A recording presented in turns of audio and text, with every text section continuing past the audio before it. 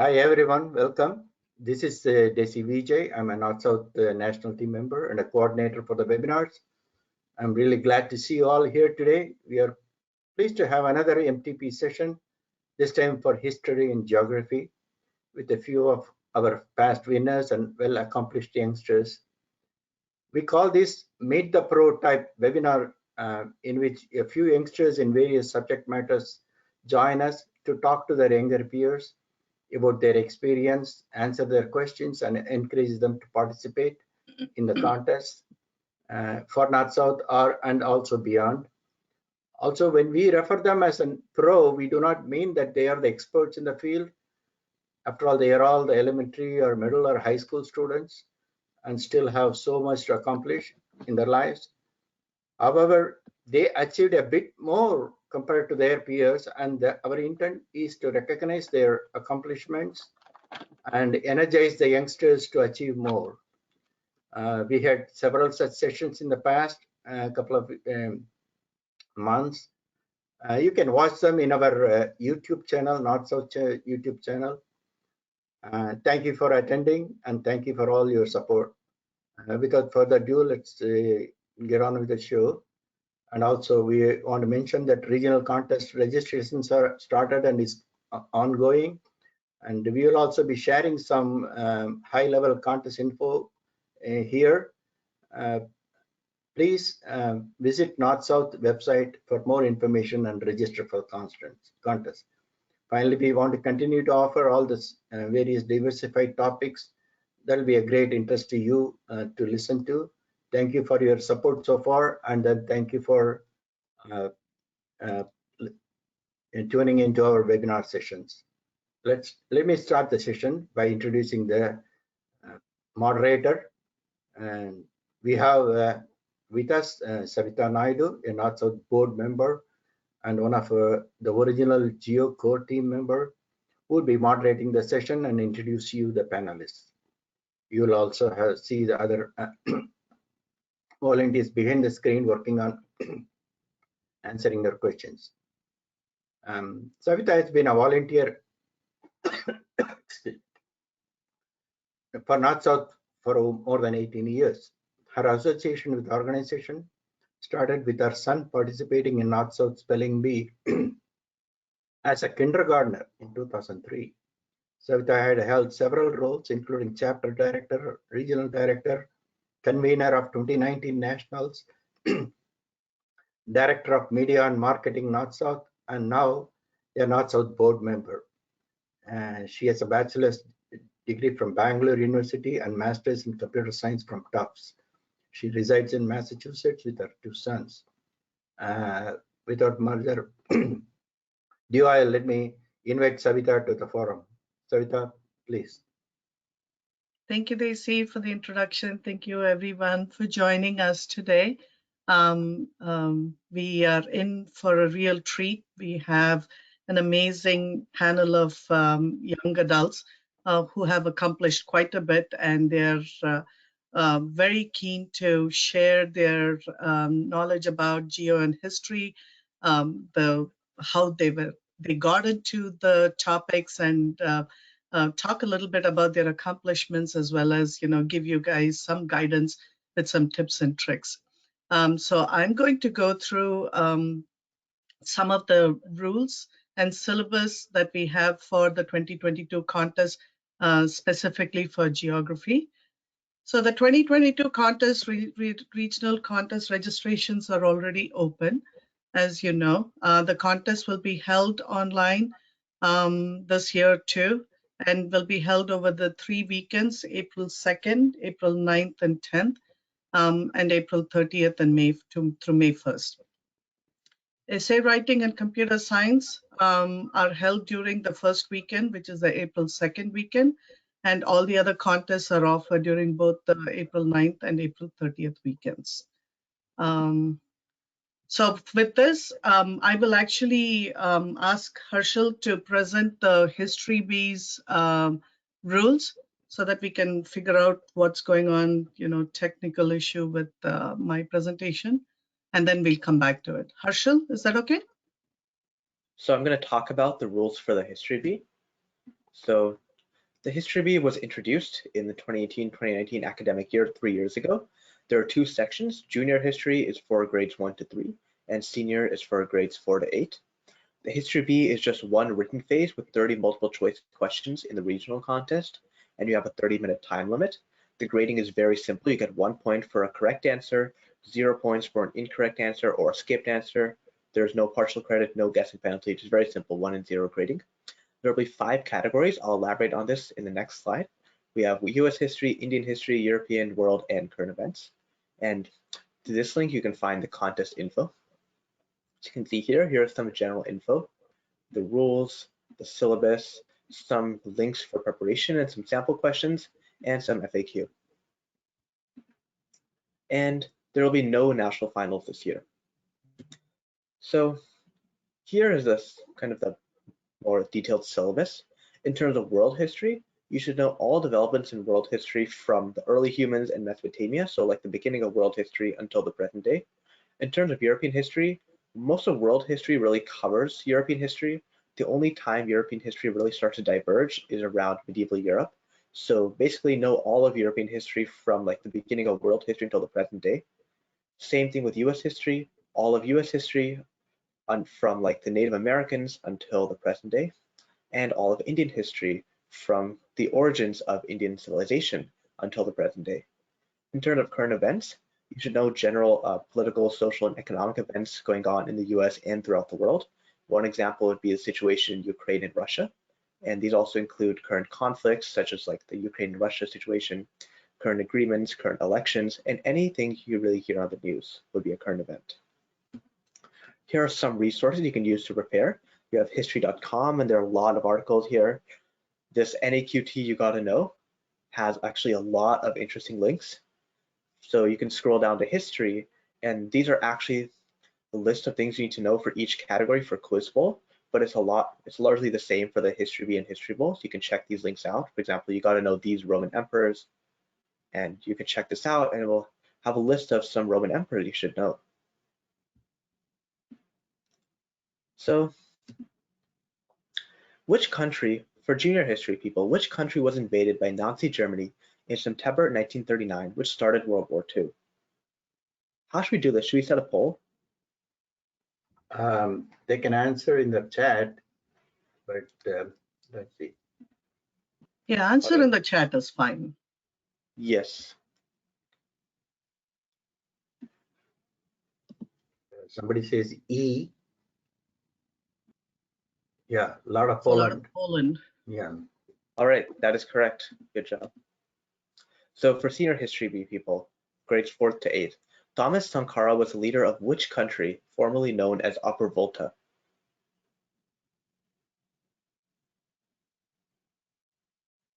Can I answer? No.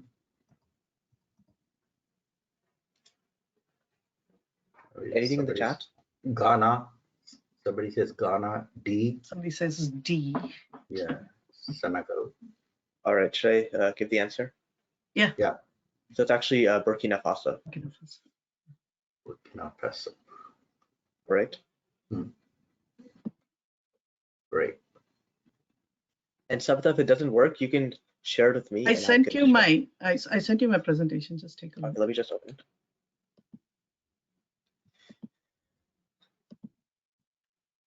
I think I should be able to. Let me see. Send me too, Savita, later. I did. Yes. Let me just open it up. Yeah. All right, I got it. Let me just download it and I'll share. Okay. Yeah, now I have it. I mean, in spite of testing it before the session, I know. We did several times. That's okay. Murphy's Law every time works. Yeah. Yes. All right. Yeah, go ahead. Yeah. Should I? Can I yeah, share? go ahead. Please start. Yeah. Can you enable sharing? No, I don't see it. Yeah, can you like enable sharing? Make me the presenter. Oh, I thought you were already. No. Oh, you switched off. Okay. Okay, now. You should be a presenter now. Okay. Yeah, move to the next slide. like I mentioned, I apologize, guys, for whatever the technical issues were. So we have the 3 weekends of contest. So if you haven't registered, please go ahead and register. The next slide. Harshil, the next, okay, here we go. So those of you who are new and who don't know where to look to find the contest calendar for your chapter or a chapter closer to you, that is the link, and you should be able to navigate it from the website itself. And it'll give you the list of all the states that offer contests. Look for one that you live in or you're close to. When you click on it, go to the next slide, Harshil. You will be able to see what the chapter is. You'll also be able to see the contact information of the chapter that you can contact, and it'll show you what are the contests offered, what are the dates, what are the times, etc. This particular one is, I took California, for example, and it has a long list of chapters. It has a lot of chapters. I only captured the LA chapter. And similarly, for any state that you live in, you should be able to go and find that information. Next slide. So for geography, I've been involved with geography because my kids were very interested in the topic, and we went through the contest through their entire time that they were eligible. It is a fascinating topic because especially in this day and age, when you saw where the pandemic was happening, and there's a lot of, political issues, currently the hot topic is between Russia and Ukraine. So it is really critical to understand the geography of the world that we live in. The US is very well known and marked all around the world to be very weak in terms of like geography. When they've, I remember seeing some features where they stopped people on the street and asked them to point out where Australia is or a different country is, and a lot of people could not. So we found, at North-South, we found how important geography is for, our students to be well-versed in the topics in geography.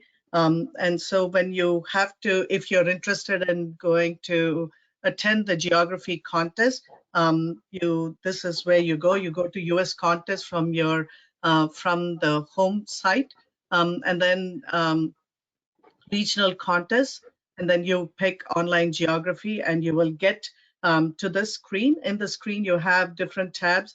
You have general info, rules, syllabus, preparation, and FAQ. It'll give you an overview of what the rules are, what the syllabus is, how you can prepare. And if you have any questions, you can, send us an email. Next slide. Can you click on that link, please? So this is the actual link to the website. If we go to the rules tab, you will see what the eligibility is. We have two levels, junior and senior. Junior level is grades 1 to 3, although we do allow kindergartners to register. Senior Geography B is for grades 4 through 8. We had this model when National Geographic B was being conducted, and they followed this grade level, and we'll continue to work with it. So the rules are, if you've been a first rank winner as a first grader or a second grader in junior, you cannot participate in the junior level. So you'll have to move to the senior level. Let's say you're in grade 3, but you already won the North-South JGB, then you will be able to participate in the senior level. Similarly, a first rank winner for Senior Geography B can is no longer eligible to participate in the North-South Bs. Of course, there are several other competitions that the panelists will speak about that you will be able to participate in. When the National Geographic B was being conducted, if you won over there, you were not going to be eligible to participate over here.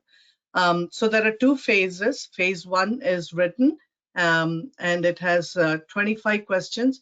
Because this is online, we have multiple choices for all the 25 questions. On site, we had a mix of it, but on online, it's the same. So 25 questions, 25 minutes, it's multiple choice. Do your best to guess if you're not sure about it, and that's the way we would. I know it's 25 questions, 30 minutes. I apologize for that. And what you have to do in terms of like submitting the questions online, that will come when you're closer to the contest, and we will have info sessions about it, so you don't have to worry about that. Phase 2 is oral, and there are no multiple choices in this. Could you scroll down just a little bit? We have 4 rounds. The topics can range from US geography, world geography, currencies, flags, cultural geography, and we will definitely have at least one round for India, because we are connected with India, and we do want our participants to be very familiar with the home country that the parents or others have come from. The rest is like how the winners are declared, how the tiebreaker rules work. You will not have to come back to do anything for tiebreakers. It's you do your contest and you're done. For the national finals, it is purely based on cutoff scores. The national finals are going to be online this year too. So the cutoff scores will be announced after all the regional contests are done, and the statistics are tabulated. So for example, in your chapter, it doesn't matter whether you come first or fifth, as long as you make the cutoff score. So in some chapters that are very competitive, you see that maybe a 5th rank or a 7th rank might not qualify because he or she was outside the cutoff score, whereas somebody else who was ranked even lower would be qualifying because of where your scores sit in the overall national average. Can we go back to the presentation, Harshil? Next slide. Yeah. So like I said, this is how you're invited to the national finals. So now I will introduce you one by one to, we have 4 GOB pros, and I will introduce each of them right before their presentation. So the first one up is, next slide, Nirmal. Nirmal is a 7th grader. He's from Iowa, who won the International GOB National Championship in 2021 last year as a 6th grader. He has participated in many geography competitions, both at North-South, GeoGenius, and GeoElite. In addition to this, unlike some things that I think sometimes parents and other students have this perspective that the kids who've been successful at some of these things don't have other interests or are not able to pursue other things, which is not true, as you'll hear from many of these kids. He also likes to play soccer, baseball, and football, and he plays chess with his brothers and friends. So here is Nirmal. Nirmal, are you ready for your presentation? Okay, Yeah. I will switch him. Yeah, thank you, Harshil. So thank you, Daisy Uncle and Savita Auntie, and thank you, North-South Foundation, for giving me this opportunity. So, you Okay. guys. Yeah. Okay. So, all about me. My name is Nirmal Melam, and I'm a 7th grader at Bergman Academy, Iowa. I started studying geography in 2nd grade, which was also the same. I started doing North-South Foundation conference. So, like Savita Auntie said, I like to play chess, soccer, and football, and I also love to study geography. So some of my geo inspirations include the 2011 National Geographic Champion, Carnegie 2015 Geography Champion, Milana, the 2019 Geography runner-up, and Pranay Varada, the 2017 National Geography League champion. Sorry.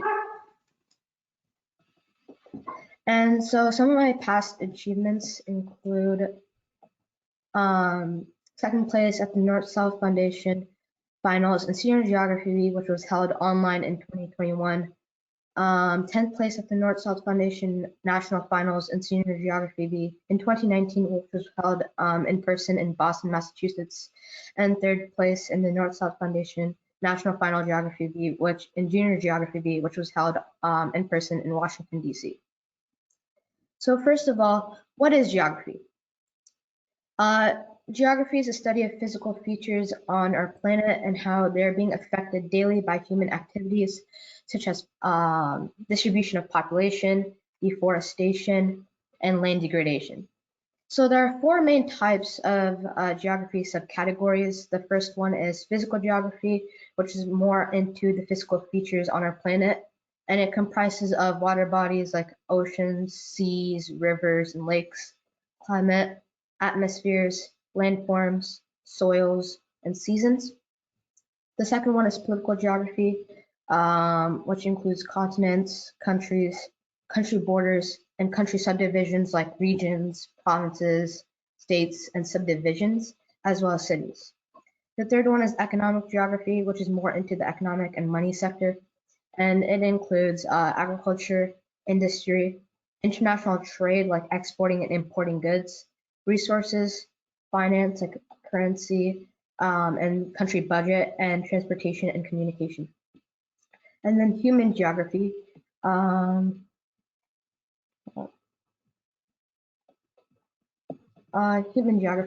which includes cultural aspects like regions, ethnicity, beliefs, customs, foods, and languages, and how the diaspora and how people interact with their surroundings on a daily basis. So why is geography important? Geography is an important part of our world as we will be able to learn more about our surroundings.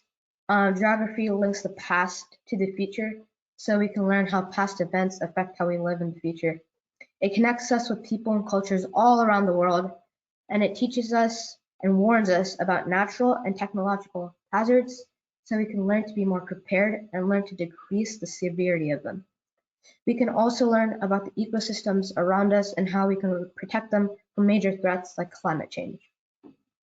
So in the next slide, I would like to talk about the one of the major threats that the Earth is facing right now, and that is the effects of climate change on Earth. So the first of all, it is the heating up of polar ice caps and glaciers, like the ones found in Antarctica and Greenland, and non-polar ice glaciers like the ones found in Pamir Mountains and Himalayas like the Biafra and Siachen glaciers. The changes in precipitation pattern, frequent wildfires like the ones in the Amazon rainforest in Brazil, the California wildfires, the Australia wildfires, and the ones in Siberia, Russia. Increased frost-free growing seasons, more droughts and heat waves like the drought that happened in the United States last year in 2021 that affected crops in the Midwest like wheat and corn. Species extinction, it is estimated to be around 1,000 to 10,000 times higher than the natural rate of species becoming extinct every single year. And then stronger hurricanes and tropical storms. There has been a higher amount of Category 5 hurricanes per hurricane season, and a couple Category 5 hurricanes that hit the United States and Caribbean in the last decade include Hurricane Irma, Hurricane Ida, and Hurricane Maria, just to name a few. These hurricanes have caused billions and billions of dollars in destruction in the Caribbean and United States regions. And also the hurricane season has been growing rapidly over the past 2 decades. So books and references. There are tons of websites and references and books that you can use to study geography. These are just some of the ones that I used. So the World Atlas 10th edition, the Visual Atlas 2nd edition, Wikipedia, Britannica, and Google Maps, CIA World Factbooks, which includes facts about each country and their political and economic problems, National Geographic magazines, study corners, which include 10 questions per quiz, The Afghanistan to Zimbabwe book by Andrew Watniak, the 2004 National Geographic Beat Champion, and Pranay Vrada books. So geography sample questions. So you want me to say these questions and people answer them in the chat? You can pick one. Okay. Pick one for junior level and pick one for senior level. So a junior level question would be, if I took a picture in the Bolshoi Theater and Red Square, what city would I be in?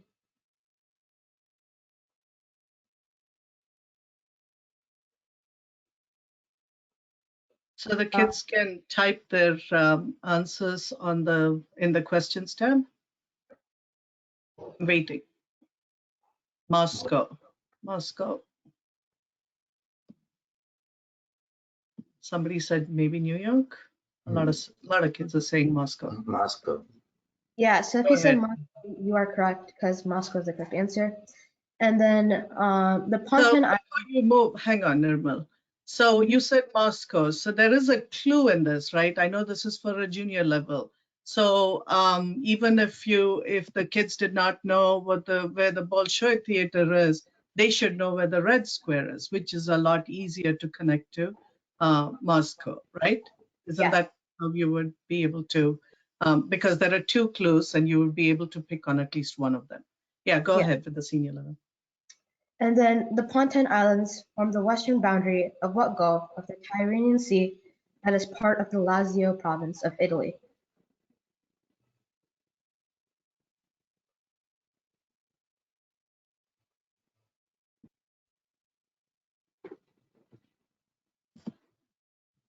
We don't have responses yet. Mm-hmm. I'll give it a couple more seconds. So why don't you, okay. Gaeta. Gaeta? Yeah, so the correct answer would be the Gulf of Gaeta. Okay. Yeah. So now, can you give like a sentence or two about how they would arrive at this? What were the clues in the question? So first of all, the Ponton Islands, they're a major archipelagic group located north of the island of Sicily, and they're located at the western boundary of the Gulf of Gaeta. Also, another clue is that the Gulf of Gaeta is part of the Tyrrhenian Sea, and that it is part of the Lazio province. Thank you. Yeah, please go ahead. So tips and tricks. There are many tricks to studying geo, but some of the main tricks that I used were, I started with the basics, like I studied capitals of countries, and then I moved into more in-depth geo, like cultural and physical features. I studied the atlas thoroughly, and I filled in blank maps to help with memorization. I used quizzing websites like Sakara, Sporkle, and Jetpunk. I asked friends, siblings, and parents to quiz me. I watched news and used Google Maps a lot, and most importantly, I had fun. Thank you. Awesome. Thank you so much, Nirmal. That was really interesting. I don't see any questions right now. Harshil, can you show me the next presenter? Yeah. I'll switch it back to you, Savita, so you can introduce the next guy. I'm not able to see my screen, so I will, let's give it back to Harshil. Can you enable screen sharing? Okay. Harshil will do that? Yes. Yeah. Okay. You can see this, right? Yeah. Okay. So our next presenter is Abhiraam Girish. Abhiraam is an 11-year-old geography enthusiast who's studying at Gomez Elementary in the Bay Area.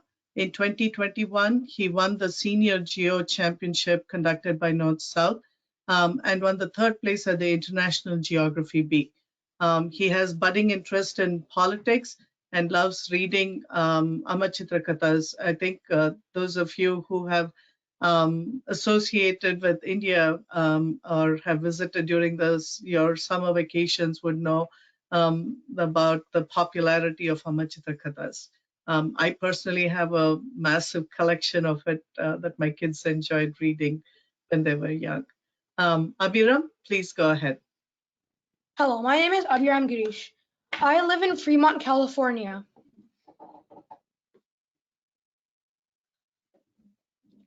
My geography journey started when I was 5 years old, and the only place I knew was Fremont. I woke up in Fremont, ate in Fremont, slept in Fremont. I think you get the idea now. That all changed when my grandparents gave me a world atlas, a large, colorful book depicting maps. When I opened the first page, I expected to find Fremont, but I found many other countries. Imagine how my 5-year-old self would have been mind blown to learn about all these countries. And that's how my journey with geography began. I became intrigued about people, mostly about the languages they spoke, the food they ate, and their cultures. The more I read, the more I had to read. I read lists, I memorized them, I drew maps. I even wanted to learn more about languages like German, Mandarin, Spanish, and the ancient language Sanskrit. Learning geography was very addictive, and I couldn't stop learning.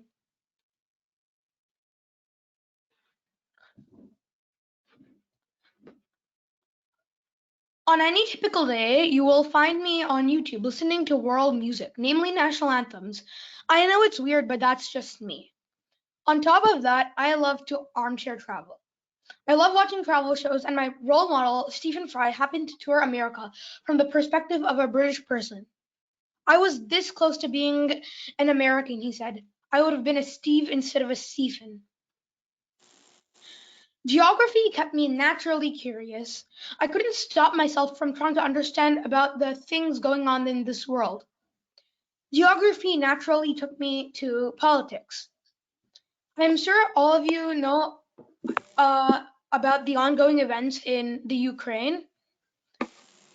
And in addition, history also ties to geography. It is when an event happened and where an event happened, which is essentially geography.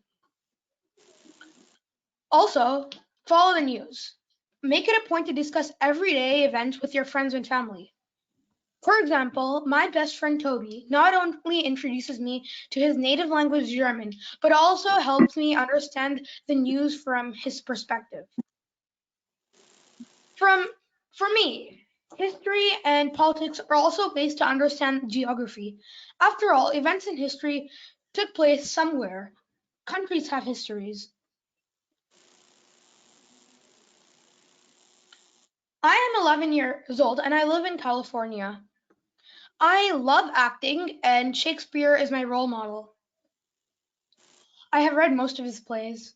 In addition to that, I love to read comics, especially Calvin and Hobbes, Tintin, Amartya Takata, and Asterix and Obelix. These are just some of my favorites. As I said before, I'm also a big fan of Stephen Fry.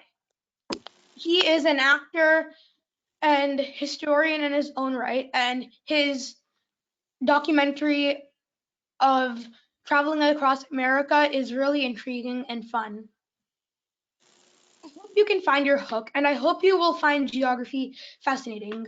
I can assure you that it will. Thank you. Awesome presentation, Abhiraam. I'm amazed at how well your presentation came. Thank you very much. Harshil, our next presenter is Warren Huang. Warren is a sophomore from Washington State who won the 2019 Washington State Geography Bee that was conducted by the National Geographic Bee. He has participated in the National Geographic Bee, the International Geo Bee, and is also the founder of GeoElite. When he isn't staring at an atlas, he likes to play soccer and compose music. One fun fact about Warren is he has walked upon the glass floor of the 101st tower of the Shanghai Financial Center. I don't know how he did it. I don't know if I would have been able to. As an overall person, the word that Warren thinks describes him the best is curious. I just wanted to say that Warren came to us with the proposal to collaborate with North-South Foundation. He and his team at GeoElite are extremely interested in spreading the knowledge and fun way of learning geography to as many kids as possible. And we are thrilled to have Warren and his team as part of North-South Foundation, where they also are part of our coaching. And also contribute to our the GeoCore team. Thank you, Warren, for being here, and please go ahead with your presentation. Yeah, I will run your slides, Warren. Can you see it? Not yet. Okay. Yeah. Are you the presenter? Yeah, Warren, you can talk. I'm the presenter, I think. Yeah. Yeah. Good. Yeah. Yeah, go ahead. Talk about Okay. So this is my geo journey. I'll wait for the slides. Yeah. It's acting out. Okay.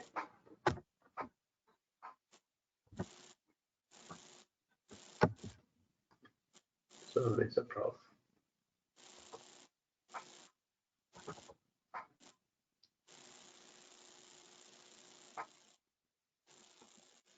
Warren, go ahead.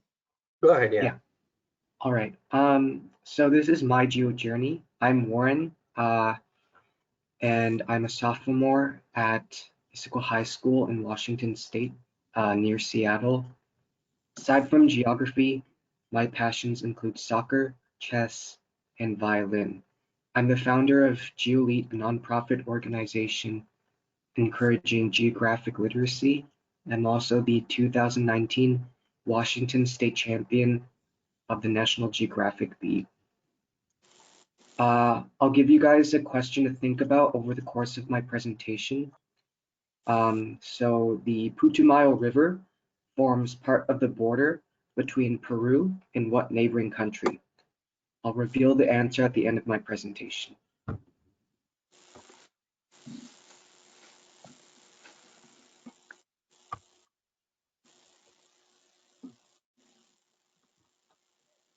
Sorry, it's not flowing. Yeah.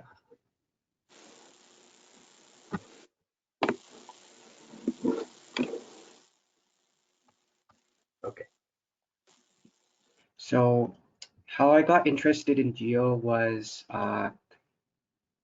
in Canada as a young kid. I was always interested with globes and maps. This sounds really weird, but I would like every time I would see a globe, I would just like have an urge to touch it. It's like a really strange urge, but I guess it worked out. And in third grade, my best friend challenged me to learn all the state capitals. He'd already done it, so I was like, I want to do it too. And from there on, I just found that the more I learned, the more I wanted to learn, and I just had a great time learning about the world, and the more I learned, the more I felt, involved in the things I was learning about, and the more I was encouraged to dig deeper into what I was learning about. So that definitely was something that I was very excited about. However, in Canada, there were no real geographic competitions that I could have attended. So when I moved to the US in sixth grade, when I found out about the National Geographic Beat, I was very excited. And I see that because of that experience, the importance of the opportunity to participate in geographic competition is very important for people who are interested in geography. Next slide. Yeah. So learning geo is important because it helps us to have an open mind when it comes to things that we don't understand. For example, I was once in like a program that we were to contact people all the way on the continent of Africa, and one person was from Uganda, and the way that they live there, the way everything that they do is so much different than what we do here, that it's like very hard to imagine what it would be like to be living like that. And it's a very open mind. It's a really eye-opening experience to learn about that. So learning geo definitely allows us to have an open mind. It also allows us to break down barriers between people and communicate with each other. It allows us to understand present-day politics and global events as well, and challenge stereotypes, ignorance, and racism.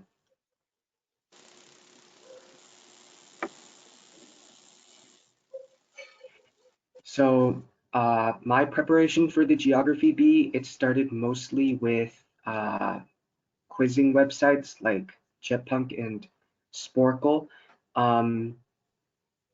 I found a lot of the quizzes to be like, a really fun way of learning geography. So that was really my starting point. But then, to dig deeper, you need atlases. So on atlases, it can often seem like there's too much information at once. So an effective way of studying would be to split the globe up into like different regions to try and minimize the amount of effort you're putting in, and also maximizing the efficiency. So always also try to spend more time on regions that are possibly more relevant and what you think would, more likely to get popped into, geography questions. For example, for north-south geography, you would want to focus on, India, as was stated at the beginning of the session.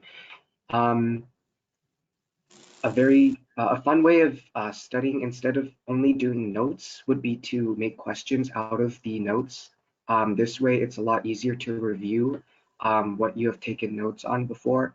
So, I created lots of questions for myself, and reviewing was always really fun, asking my parents to ask me all the questions that I'd created for myself. So it's, I think, a very effective way of studying. And of course, have fun, come up with innovative ways to challenge yourself, use all the resources available to you, like flashcards, Quizlet, whatever you can come up with, and regularly search for opportunities to participate in geographic competitions like the North-South Geography Bee, like the International Geography Bee, and like the GeoLeague Geography Bee.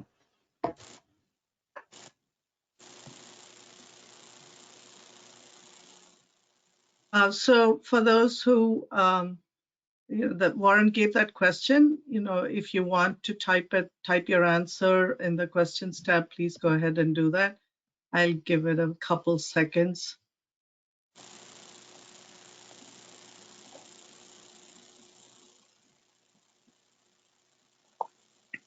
Somebody said Colombia. Asking, yeah, a lot of them are saying Colombia. Go ahead, Warren. Yeah, so the correct answer to the question is Colombia, and I think it was like my first question at nationals, so it was not the greatest feeling to get it wrong right off the bat. But I think really the reason that I got it wrong was because I was not really familiar with that part of the world yet, and I think I got quite nervous. But a way you could think about it is possibly that in the south, it's a lot drier, especially along the border with Chile and Bolivia. So it's unlikely that there would be rivers in that region. So it'd be mostly in the north, you would say. And there's Ecuador and Colombia and Brazil, and if you don't know it, you have to choose. But possibly you could come up with uh, like what you already know. If you know that, if you think you are familiar with, um, other places, you can use a process of elimination to figure out the correct answer. So in this case, I said Ecuador. So unfortunately, that was wrong. There's no real major rivers along the border between Peru and Ecuador. So yeah, thank you. Thank you, Warren. Great presentation. Thank you very much. Right now, we don't have any other questions. We're moving on to our last but not the least presenter for Geo, Ved. Ved Muthusamy is a high school senior who has been accepted into the Northwestern University and will be studying international studies and economics. And it sounds very connected to geography, if I look at it this way. He made the North-South Foundation Senior Geography B Top 10 twice and won third in the 2018 International Geography B, won second in the 2021 Geo Elite Summer B, and second in the International Geography B. I think that's CO. Nationals for 3 years in a row from 2019 to 2021.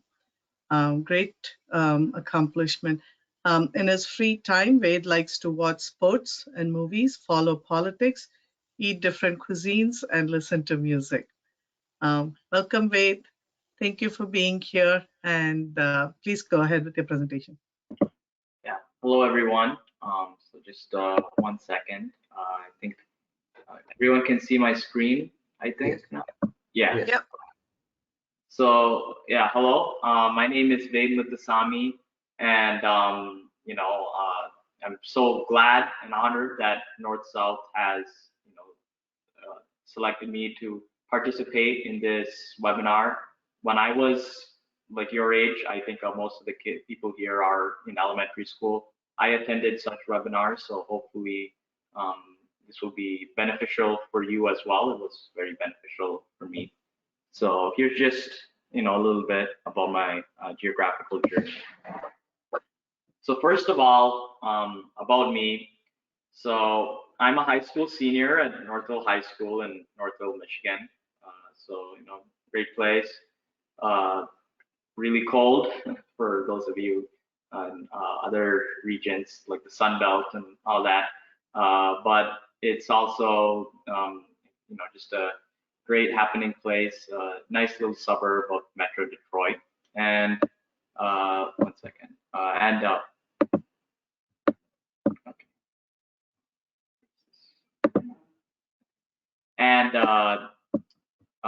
1 second, I think there's a little bit of an issue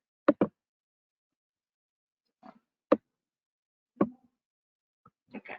And in 2022, I've been accepted to, and I will study international studies and economics at Northwestern University. So as Savitanti said, yes, I plan to pursue some of my geographical passions and interests in my college major as well.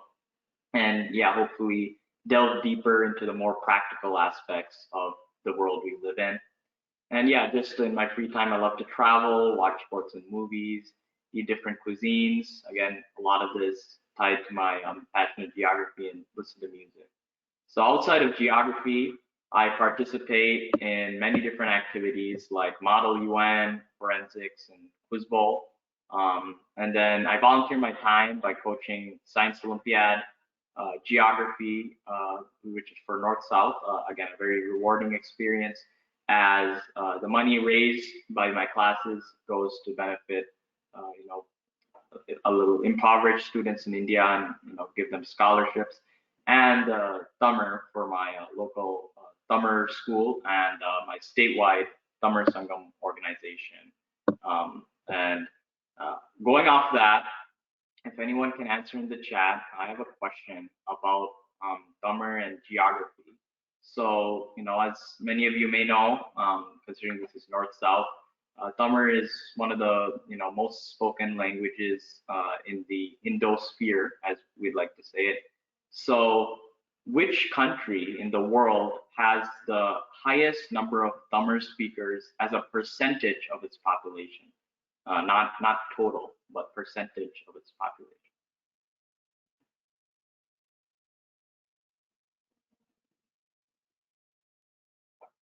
Let me see if anyone is. Sri Lanka, Malaysia, Sri Lanka, Malaysia, India. Okay, let me reveal. So the answer is actually Singapore. Yeah, Singapore as well. So all of these are great guesses. Singapore, Malaysia all have a large Tamil population, but the answer is actually Sri Lanka, because in terms of percentage, that's where it's around like 10 to 15% of the people are ethnically Tamil, either living there for hundreds of years or they migrated from India in the last 100 years. So either way, yeah, in terms of percentage, it would be Sri Lanka, although in those countries, Tamil is also official. And just generally, geography has been my favorite subject, hobby, activity, all of that combined.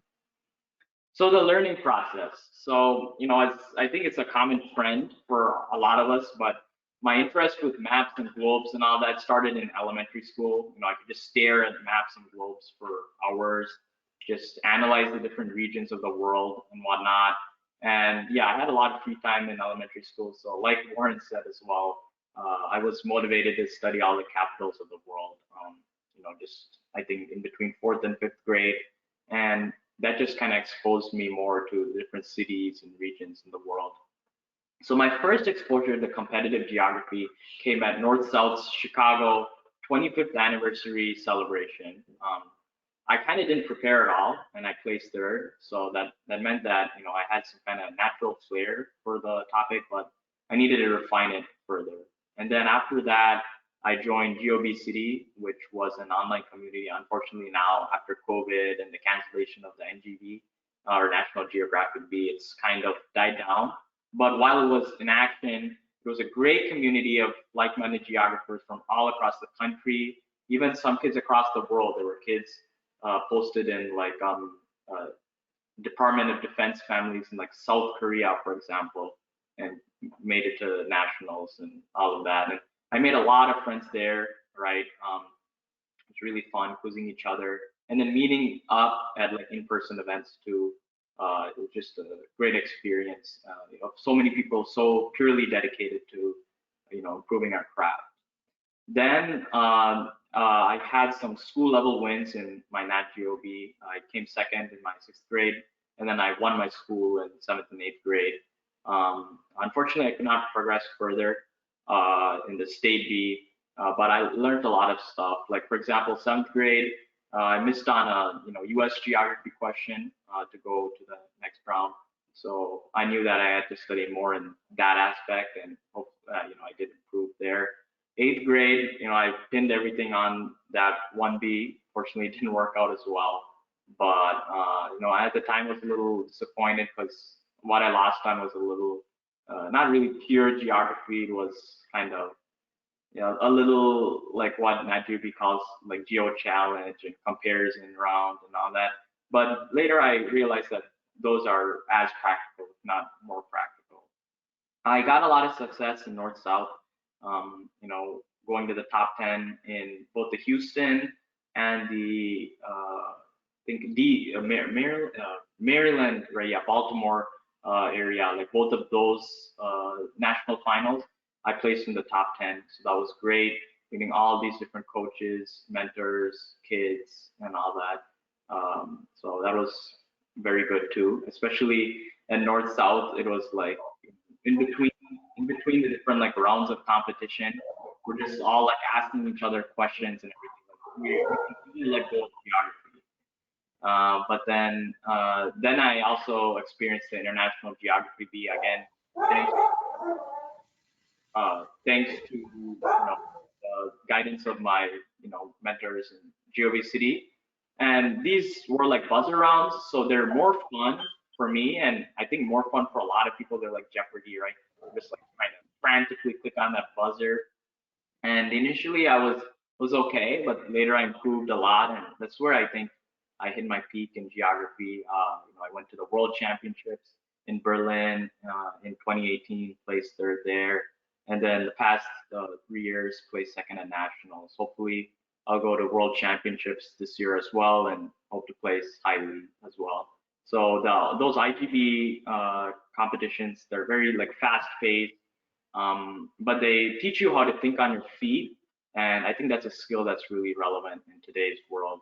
And finally, now I've kind of moved on to like a different kind of stage in my geography career, whether it's giving back to North South, like I mentioned before, and Geo Elite, which I first competed in their competitions, and then along with Warren, I've contributed a lot, whether it's making questions or advertising on social media and whatnot, just to improve geographical awareness after all the bees are getting canceled and creating more bees.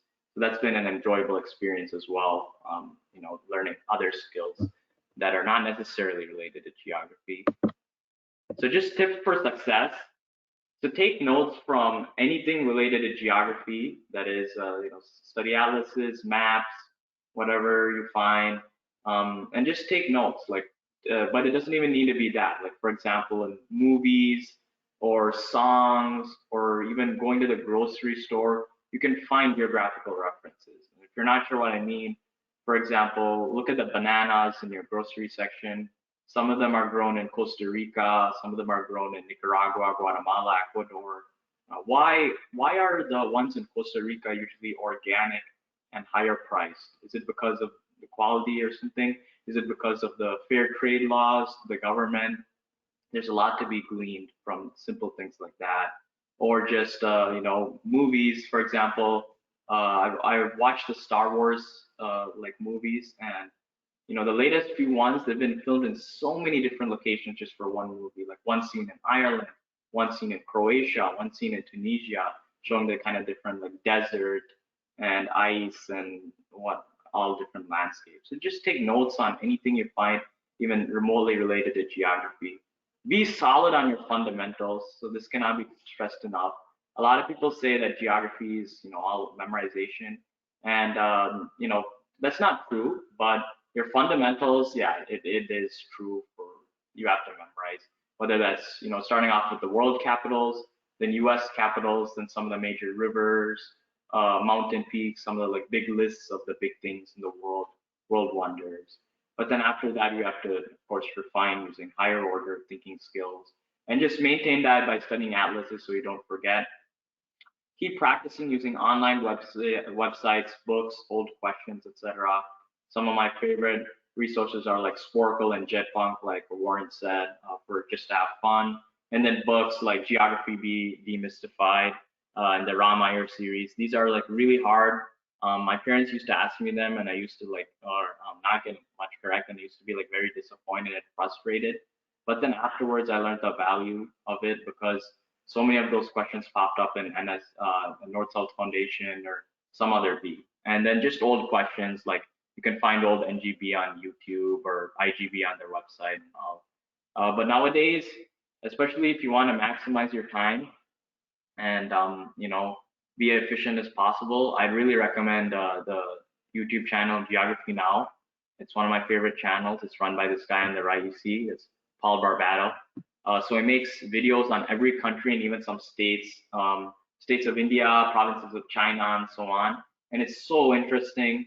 He covers every single aspect of a country, from the music to the sports, to the festivals, to the physical geography, political geography, to very obscure facts.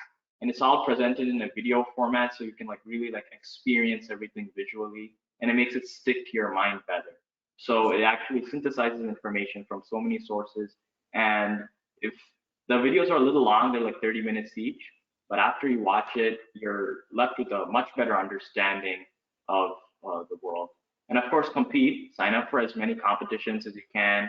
North-South, International Geography Bee, Geo Elite runs bees, GeoGenius. because only through competition you learn from your mistakes. And part of it is the knowledge, and part of it is also how to perform in high pressure situations. And that's something that you cannot find from a book. And don't give up or let failure stop you from pursuing your goals. If I did that, then I would not have won anything, to be honest. So just always think that eventually your hard work will pay off, and the luck will come your way. And last but not least, the relevance of geography. So just my own perspective on this. So first of all, geography, especially in high school, it's helped me in so many different social studies classes and exams, right? So like, for example, the advanced placement program, AP Human Geography was not offered in my school, but that's like obviously related. But then even exams like AP Environmental Science, AP World History, uh, yeah, there's a lot of overlap. So a lot of geographers take those kind of classes and do well, and their basics are like very solid and set in stone. And then even when like I take classes in my local community college, because my school didn't really offer geography classes, so things like that, geography helps you a lot. So basically, there are two routes to go for geography. Geography is an art and a science. So you can go the science route and go all through the different layers of the earth, the geology of the earth, climate change, sustainability, and all that. Like, for example, in Wait, my 1 second. Wait. I think yeah. most of our audience are like elementary kids. I don't think we had anybody from high school. So it might be going a little too deep for them, but we will be sharing this presentation for them to be able to go over it. If you can wind it up with like what you would say to motivate the young kids, that would be great.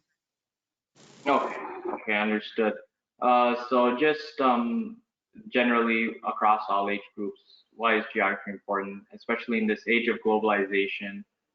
Ukraine, heart goes out to them. It's been taken control of by Russia. So like all these K cities, Kiev, Kharkiv, Kherson, what is their strategic importance, right? Why does Russia want them? Is it because of the warm water port on the Black Sea, the proximity to Russia, Kiev being close to Belarus, from where they can attack, and so on? So geography really affects things like human lives these days. And then, of course, just the human connection, right? Understanding about different cultures and different peoples across the world, and trying to connect with them and empathize with them. And yeah, for all of that, geography is a wonderful resource and something that is a valuable skill in today's age. So yeah, that's pretty much it. Those were my experiences with geography and North-South in particular. And I hope you learned something and you can make the world a better place. Thank you so much, Wade. Great tips and great presentation. So that winds up the geo prose, and we are moving forward with the history prose.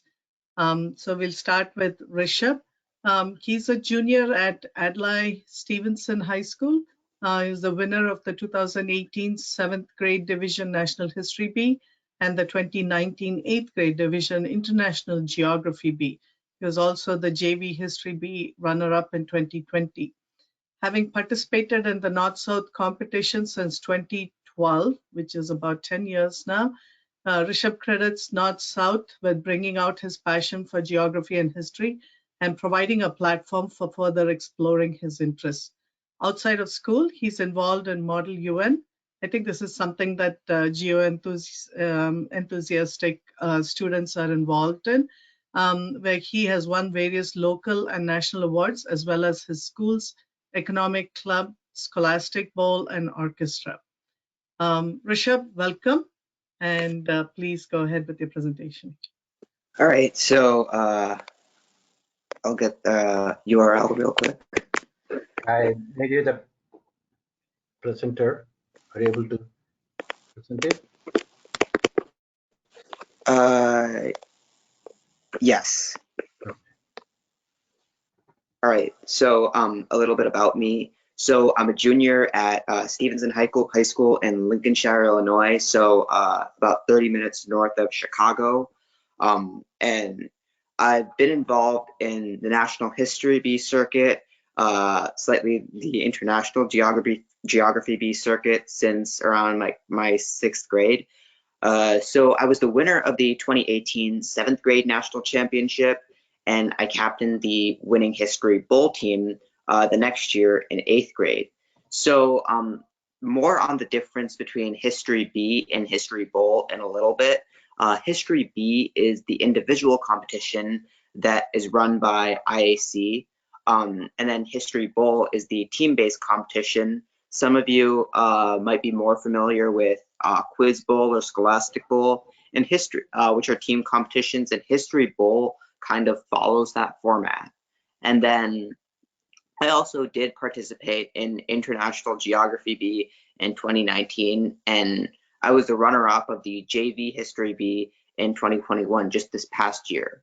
And I've also, outside of like the history side, although this really does lean on the history side, I was the founder of Money for the Mind, which is a nonprofit dedicated to improving economic and financial literacy in Chicagoland. And although I've kind of like taken to history more now, my interest really started with geography really early on. When I was in preschool, my teacher had an atlas jigsaw puzzle, where we could fit different countries into certain positions to figure out where everything was. And these jigsaw puzzles were where I really got my interest with learning where countries were. Later on, I got an atlas and started to teach myself the capitals. And one of the biggest places where I really had my interest spike was watching the World Cup. And, watching all these countries around the world like Guinea-Bissau and Chad and all these different countries that I never really thought about compete really piqued my interest in learning not only about where things were, but about how places got to be. So I remember when Brazil and Portugal were playing against each other, and I noticed that a lot of the players had pretty similar names. So there was Ronaldo, and then there was a Ronaldinho. So I started to wonder how that came to be. And that's when my interest in history started to pike. And I've noticed, Portugal colonized Brazil. And that's kind of how a lot of Portuguese people have names, or how a lot of Brazilians have names similar to a lot of Portuguese people. And likewise, living in Illinois, I started to learn a lot more about the United States and where I lived. Abhiraam kind of talked about this earlier, but growing up, the only place I really knew was Chicago, since I've lived here my whole life. But as I started to read, I started to learn about not only the Mississippi River and where the state's Illinois bordered, but also about a lot of the explorations that were explored early on. And I'll just ask a quick question. You can type it in the chat if you want. But I started to learn about one of the first founders of Chicago, an African-American man who started as a fur trader. So if you want to take a guess at the chat, who is this person who essentially founded the city of Chicago, and who shares his name with the famous Lakeshore Drive now? So I started to compete in NSF as well to build off this geography and history interest. The very first year I competed in NSF was the Geography B, and I did pretty well at the national competition there. And but the best part of NSF was I got to meet people who had similar interests to me and who had, similar mindsets about learning around the world and learning different places. When I was younger, the History B didn't exist, at least NSF's didn't, but the Geography B was a perfect place for me to get started and start to learn about, different trade routes and conquests. And then when I went to India, I remember I visited my uncle's house when I was preparing for the National Geography B, and he had a big history atlas of the world. It was an old atlas, I think from sometime around the 90s. But reading this atlas taught me a lot about, different battles and conquests that took place around history. And that was around the time when I started to gear more towards, the history side and learning about, civilizations like the Mesopotamian and, Sumerians. And around this time, I also started to watch brainpop.org. So I don't know how familiar it is in a lot of schools, but in my elementary school, BrainPop was kind of the website where we started to watch videos that sort of introduced topics in bite-sized formats. But brainpop.org was so helpful for me in terms of teaching me about various topics that I never would have thought about before, like, the Scopes monkey trial or Brown v. Board.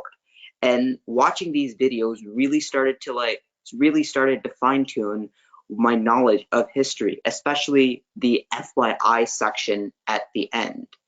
And additionally, learning about geography and history through NSF and North-South competitions have allowed me to build really strong academic studying habits that have helped greatly in high school. So when you're taking a lot of AP classes, it can be hard to figure out what you want to take, what you want to learn, and what facts might not be as helpful. But through studying history, especially in a lot of my AP social studies classes, like AP European history or AP US history, I can learn. It gives you a big advantage, firstly, when knowing, what topics to write about in a DBQ, or what are key historical facts that impact the future sometime.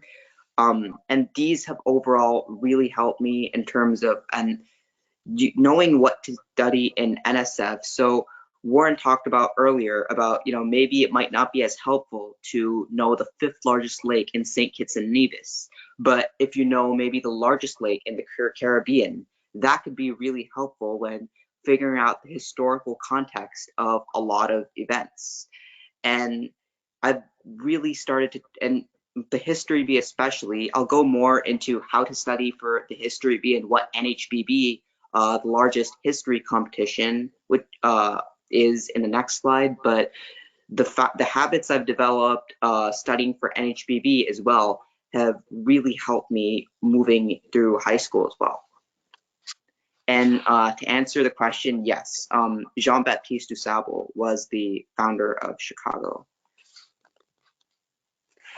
So the next slide, so History Bee. So National History Bee and Bowl are buzzer competitions run by IAC, International Academic Competition. IAC also runs the International Geography Bee, which is the largest geography competition at this point now that Nat Geo Bee is defunct, where competitors can show knowledge by buzzing in on questions they know. So the typical NHBB question will be pyramidal. And what that means is that towards the beginning of the toss-up or question, there will be much harder and more obscure clues that most competitors might not know. And easier clues will be towards the end of the toss-up. So I'll just read a quick one. And you guys can buzz in whenever you, or you can type in the chat whenever you know, and I'll tell you the answer at the end. So this man's career was implicated by the Newburgh conspiracy and later on the Conway cabal. So that seems like a pretty obscure clue right off the bat. We said Washington, Rishabh, George Washington. Yeah, exactly. So that would be a really good buzz because that's a first line. And then towards the later parts of the toss-up, the clues become easier. So it would be, this man defended Fort Necessity. And then finally, this husband of Martha Lee Custis was the primary general during the Revolutionary War. This man crossed the Delaware. And then it could end with, name this first president of the United States. So you could see how the clues that people are much less likely to know about, like the Newburgh conspiracy, come much before the clues that are more famous, like, crossing the Delaware, and then something that a lot of you guys are taught, him being the first president. So that's what pyramidal format means. And then students in grades 7 and 8 for middle schoolers will play in separate divisions with 30 question rounds. So there'll be a 7th grade division and 8th grade division, whereas students grade 6 and younger will play in separate divisions with 25 questions. And elementary school, so we'll have 25 as well. And then there'll be 1 point scored for each correct response with NHBB's current format, and only one student can score per question. So the way it works is that once a toss-up is read, you buzz in, you get the right answer. 1 second, Rishabh. These are all rules for the History B that's not associated with the North-South History B, right? Yes. Is that right? Yes, so this is IACs. This is not North-South. Right. So where can they find like all these sort of rules? Is there a website, a link that I There can is. share? Yeah. So if you go to historyb.com, if you're in elementary, and then go to the rules tab, you will be able to find all of this right here. Okay. So historyb.com is IAC's division for middle school History B. You go to About, and then you go to Practice Resources, the Rules and Format tab. You will be able to find these rules. Awesome. So if they're able to find that, then would we be able to skip the rest of the rules on this History B format? Sure. Yeah. Okay, so I can if you have any questions. So the big thing about History B is you want to make sure that you're being careful when you buzz. So it says, if you have 3 incorrect interrupts around the toss-up. So if you buzz in and get it wrong, that's an incorrect interrupt. And if there are 3 of those, the question goes dead. And if you have the 3rd incorrect interrupt, you will lose a point. So that is something to be cognizant of.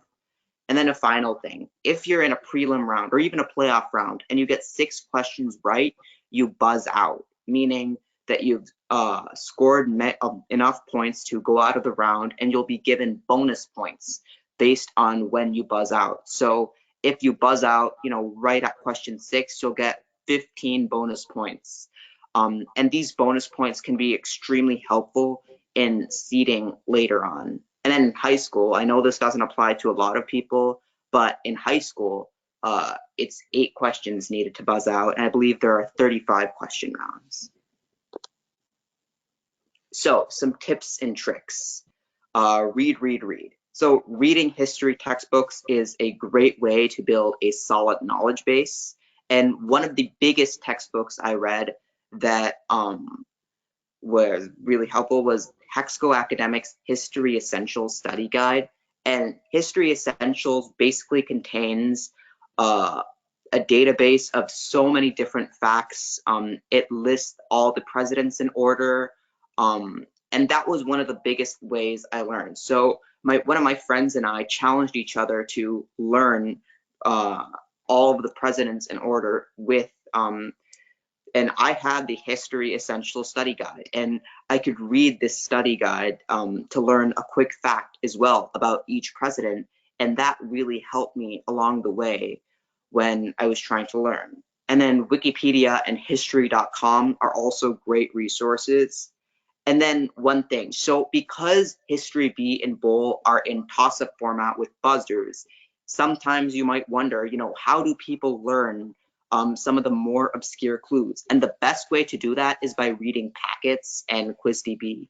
So what QuizDB does, it's probably the biggest resource that I use. It's a website that aggregates various toss-ups from pretty much all of the packets that are produced in a year. And it divides them up by category. So it's a website that's geared for Quiz Bowl.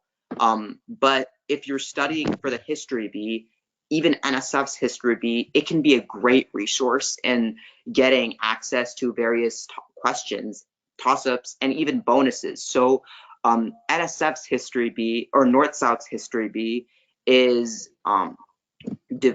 obviously all bonus, so there's no buzzing in. But with the written questions, as well as some oral rounds, bonuses on QuizDB are in the format of oral questions. So going through QuizDB can really help you prepare for North-South, even if you're only learning the bonuses.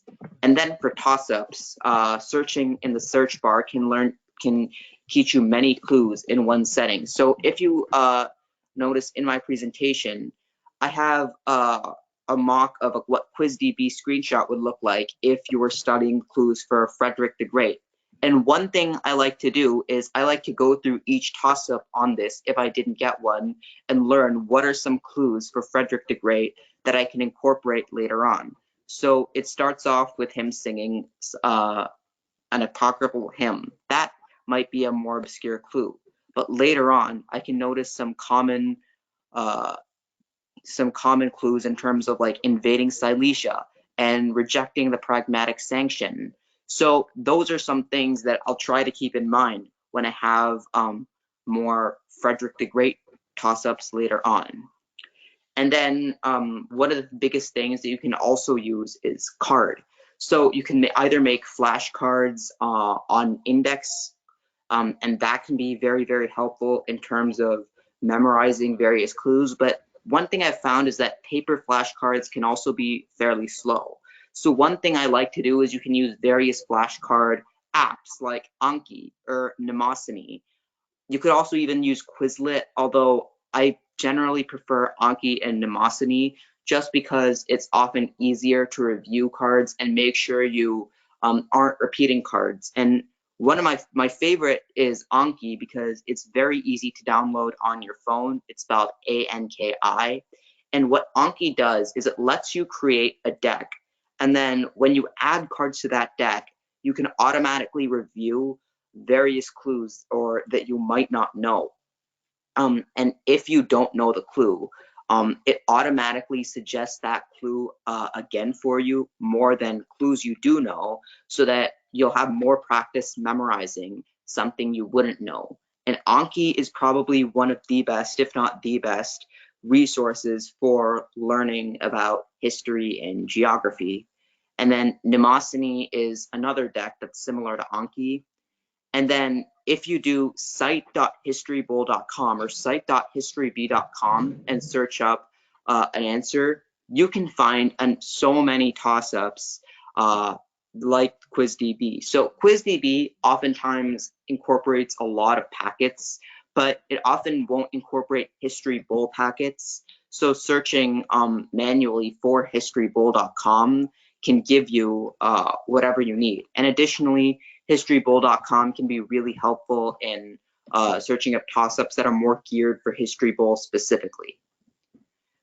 So overall, I would say that History Bowl and North-South's competition is extremely helpful. So if we saw the earlier question about Thomas Sankara for the seniors, learning about what Burkina Faso was and searching for Thomas Sankara toss-ups not only gives you more of an advantage if you might not know who he is, but one thing I've found is that learning some of the clues can give you an advantage. So if you find a clue in one of the QuizDB toss-ups that's common for Thomas Sankara, even if you might not remember his name in the question you're asked, if the question has a clue about Thomas Sankara, that oftentimes it will, then you might have an advantage in terms of, oh, I might not remember, name this communist leader of Burkina Faso, but you might remember the more obscure clue, like this man was replaced by Blaise Compaoré. So oftentimes QuizDB and QuizBowl study can be extremely helpful in terms of studying for North-South competitions as well. Thank you so much, Rishabh. This was very helpful. As the audience can see, there's a lot more to history than, and North-South gives a great start. And then you can move on to the History Bowl and other competitions that you can explore your history knowledge. Last but not the least, Harshil, can you please put up your bio? See this? Yeah, Please, can you expand it? It seems like it's quite small. Small, yeah. Sorry. Wrong screen. Can Oh, you? Yeah. All right, I'll do it here. Does it work? yeah, there you go. Thank you so much. Harshil is one of the very few youth who is a chapter director I think I'm for the a only chapter youth. in, huh? He's You're the the I only think only the one. one? only. I think I am. Yes. Yeah. So it's incredible because most of the chapter directors or all the chapter directors I've known are all adults, and Harshil is um, gracious enough to have accepted such a huge responsibility while he's involved in so many other aspects of his own life. So he's the chapter director of San Jose, California. It is one of the bigger chapters in the state. He's also the creator of North-South's history coaching program. He's worked with Yale's history department to help write a college-level history textbook, which is amazing, and has also created a website and Instagram page to help his peers with high school history courses. He has about 100 hours of history teaching experience and has received, not surprisingly, multiple awards for research in Model UN. And I'm sure you've received multiple awards in many other categories too. So without further ado, welcome, Harshil. Please go ahead with your presentation. I All right. apologize for this going a little bit over, but as you can see, our panelists are so enthusiastic about their topic. So thank you for All right. being with us. So my name is Harshil Garg, and I'm going to be talking about how you can boost your history extracurricular profile while you're in high school or even while you're in middle school and elementary school. So a little about me. I'm a 12th grader at the Harker School in San Jose, California. And I kind of developed my interest in history quite late in sophomore year. Before that, I've been doing North-South Math Beat, and I qualified to the nationals in North-South Math Beat 4 times. And I only recently developed an interest in history, and if this was in my sophomore year AP World History class, and that inspired me to create a website, nalandaguides.com, the summer after my sophomore year, so the summer of 2020, to help my peers with their AP History courses. And this website has guides on all 4 AP History courses: World History, European History, US History, and AP Art History. And it's a resource you can use if you want to study, not just for high school level history courses, but also just learning history in general. Associated with the website, I also run an Instagram page where I make posts on interesting history topics. So I make posts when exam season comes. I make posts to review the history courses to help high schoolers prepare for their exams.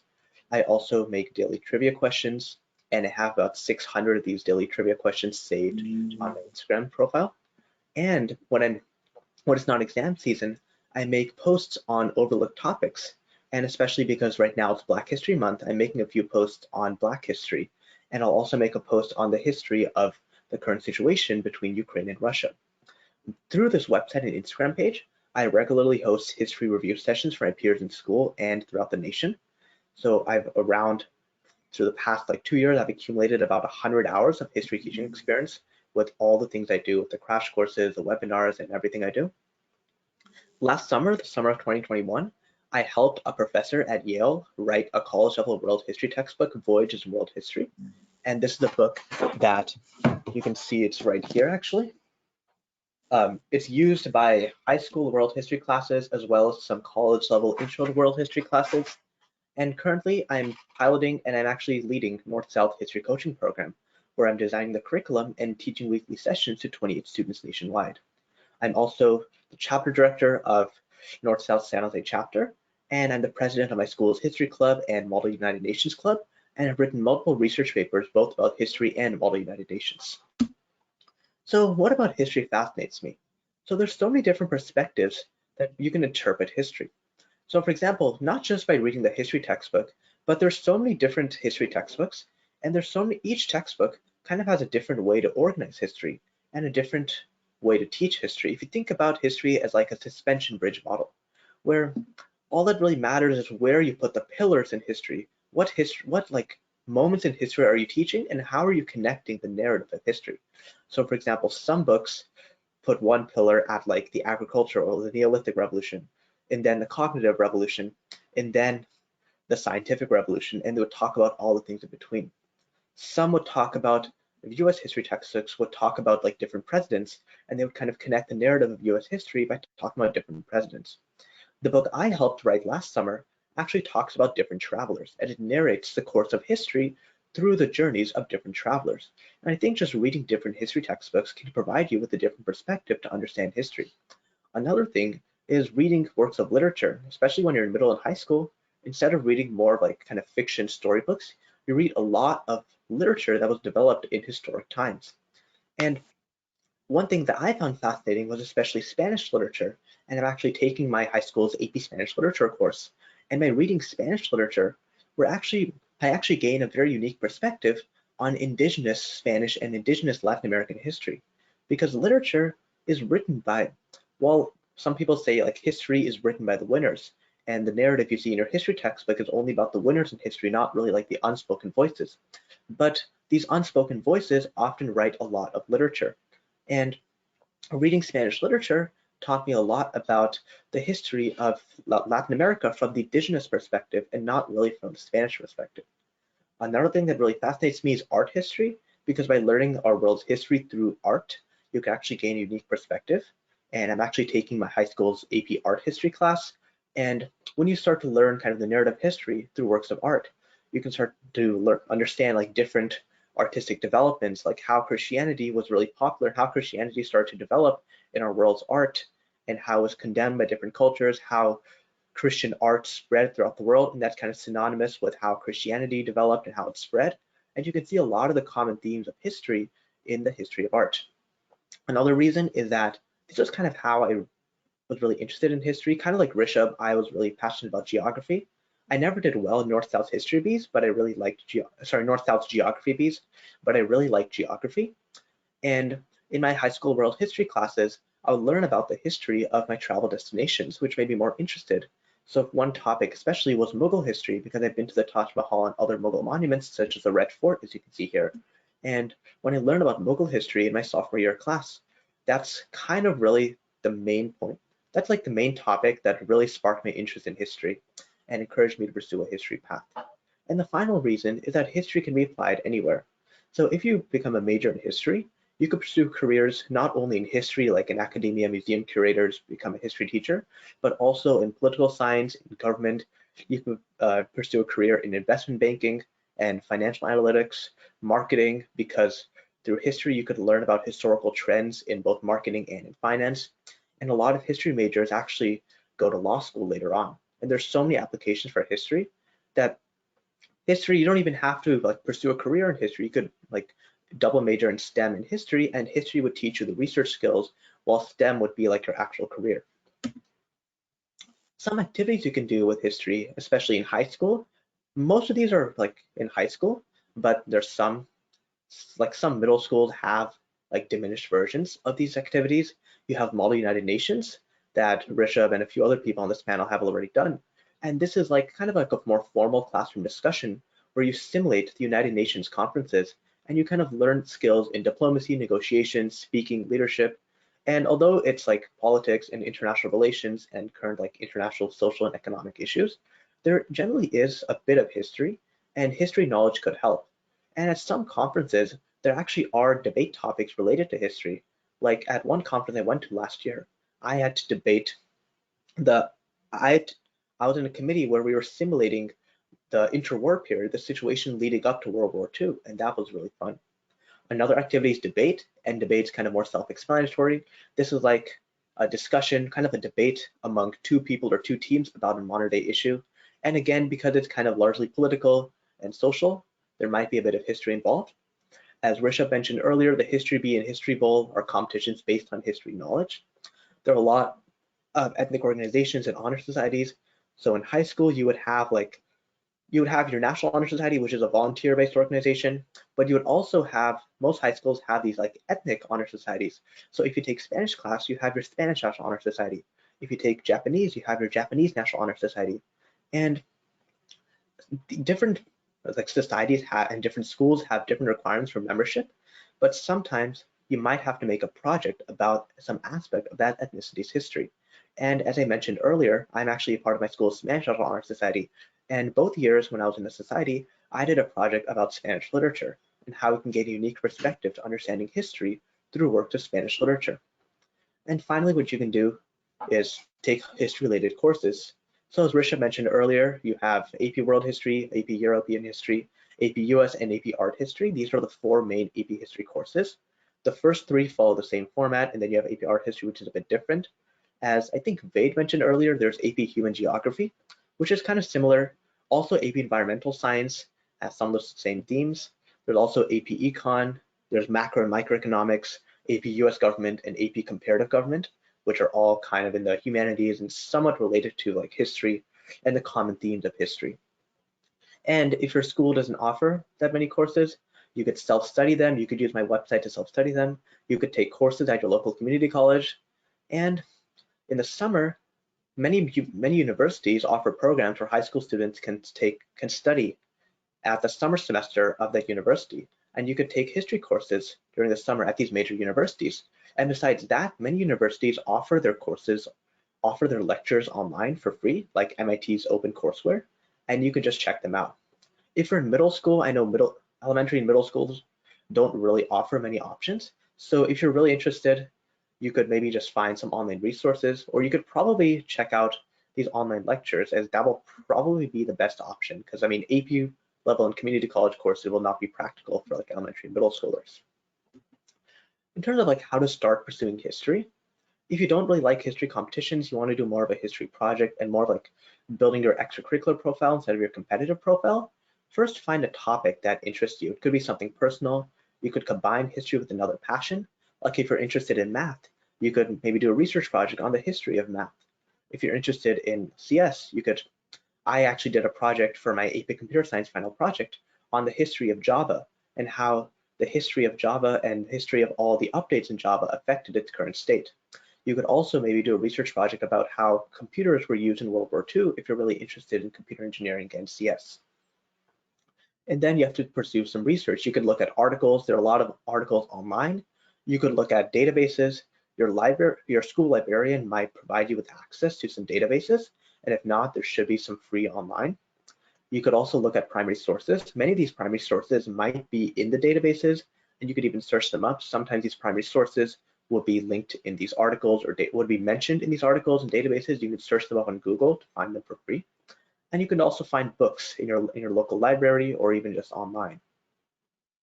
You can even visit a museum and talk with museum curators about this. And the third step is you can use this project and take it to the next level. Maybe if you're once you get into high school, you could write a research paper about it, and you could ask your teachers and some other professionals for help. You can make a poster, you can make a website. If you make a poster, you could submit this to the National History Day competition, and you could go to the website to find more information. You can make a website where other people could check your project and maybe provide their own opinion. It really depends on what type of project it is. And you could even reach out to college professors who have done similar research and ask if you can help them with their research, or even continue your own project under their guidance. So one example of something I did is I actually did not really find a specific topic that interests me. I just really liked the idea of world history and the narrative of world history, and I really liked teaching world history. So what I did is I found the passion in my AP World History class. I studied a lot of world history. To develop my passion for world history, I actually self-studied AP European history because it kind of provided me with the hole that I was missing in world history. And then I just read a lot of articles about world history to kind of fill in all the holes, because if you know, world history is so vast that you could really expand into like whatever field you want. And then I made my website to help other people learn history, and one of the main pages I have is for world history. And I reached out to this professor you see here to help write this textbook. And you don't have to do like what I did. You could just maybe find a topic and just develop your interest in that topic. But there are a lot of ways you could really build out your profile in history. If you have any questions. I just wanted to add one second, Harshil, before you move on. Just go back to your previous slide. I know a lot of what Harshil was talking about is something that elementary kids are probably not able to reach, but just through some of the programs that North-South has offered, we have seen that kids are very creative. So like he said, you could write a paper or make a poster. Even if you don't submit it to, a professor or somewhere else, you can create videos, you can talk about your poster. These days, social media is a great platform, and a lot of kids much younger are able to use that platform to talk about some of the things that they're passionate about. So one way that elementary kids can in a much smaller scale pick a topic like Harshil said, there's something that is of interest to you, make that poster, talk about it, create a little video of it, and share it with your friends, share it with your family, share it with your teachers. You don't have to wait to be to go into that big scale, especially in this day and age. You can use the technology to reach further. Yeah, thank you, Go ahead. Sapadanti. That makes a lot of sense. And if you want, you could even send it to me, and I'd gladly look at it, and I could even share it with some of the students that regularly attend my history review sessions, or even in my North-South coaching class. Awesome. So yeah, just about that, here's my contact info. You could also find my contact info on my website, or because like I am a chapter director, you could just find the San Jose, California chapter director and find the email associated with that, and that's my email. So thank you. And thank you so much, Harshil. That was extremely informative. Thank you, everyone. This was a great panel discussion.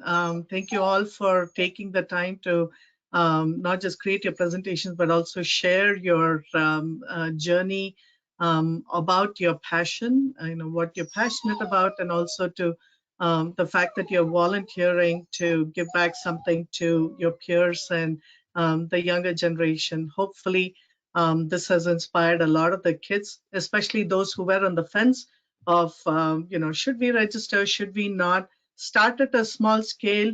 I know the panelists are highly accomplished through a lot of hard work, but everyone started small. So if you have to start small, start with just the capitals of the United States, start with the capitals of the countries, start. These days they have Wordle, they have Worldle, WORLDLE, where they give you an outline of the country and you have guesses, and it'll give you the direction and the number of miles that you're off of. There are a lot of interactive games that you can play. There are a lot of apps that you can use. A lot of technology that I'm assuming a lot of the panelists did not have at their disposal when they were training initially. We look forward to welcoming all the new families into the North-South contest program. You don't have to be a winner. This is about a journey of, increasing your knowledge about geography, history, and many of the other topics that North-South offers. And we really hope that you find this useful. And I think like Daisy will let you know that the presentation and the recording will be shared with all of you. I personally would like to thank all the panelists here for attending. Daisy, thank you for giving us this opportunity. Please go ahead. Thank you, Sarita. And thank you all for attending the webinar. I apologize, we went a little bit over the time limit, but these young kids have been talking so enthusiastically, and so much information that's contained in here. I did not dare to stop them or even interrupt them. So thank you very much. Unfortunately, the presentations covered all the points the audience have, or the questions they have. So I don't see any more questions coming in. So I hope they answered all your questions. Please remember, we will send you the whole recording of this session, as well as links to every one of the presentations made here to you, so you can look at it at your leisure, look at those websites and all those suggestions you can take, and then go forward with this. So thank you very much. Thank you all of you guys. Really fascinating that you are not even out of high school, but still you have got so much done, and looks like we wasted our lives. But thank you and good luck to you all for success in your future endeavors. And then please give back something to North South Foundation as a coaches or as a core team question developers and things like that. So we really welcome you. Come back to the fold. Thank you, Savita, for the session and for making everything interesting. We are also working on a couple more MTP sessions for the March. Please watch for our emails and then please register, attend, and benefit out of it. And thank you for your continued support. Please stay healthy, stay safe, and we will see you all in the next session.